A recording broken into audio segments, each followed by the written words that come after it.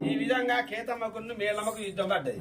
వీళ్ళకి ఎందుకు యుద్ధం పడ్డది అంటే ఆనాడు రారాజ మల్లయ్య భగవంతుడు మాత్రం దూదాల మీద మేళమ్మను ఓడించుకున్నాడు.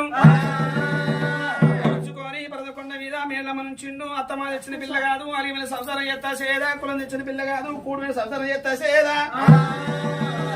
మేళమ్మ సంగతి చూస్తాను దేవుడు ఏం చేసిండు, కుడుకాలు కుట్టే రకాలు మండి చేసుకుని మేళం బయటికి అరవచ్చిండు. మేడలమ్మ అని పిలిచిండు. పిలిచిన వాళ్ళే అయ్యో మేడలమ్మ నాకు ఇట్లా రోగం వచ్చింది, బిందె నీళ్ళు తెస్తే నా శరీరం మీద వస్తుంది, నా శరీరం సల్ల పడుతుంది, నీళ్ళు తీసుకురా బొమ్మ అని భగవంతుడు మళ్ళా ఎప్పుడు అంటున్నాడు. అప్పుడు మేళమ్మ ఏమన్నది, అయ్యో నాదా గిట్టెట్లా అయిందని బాధపడలే, గిట్టెట్లా అయింది నీ కానీ బాధపడలే.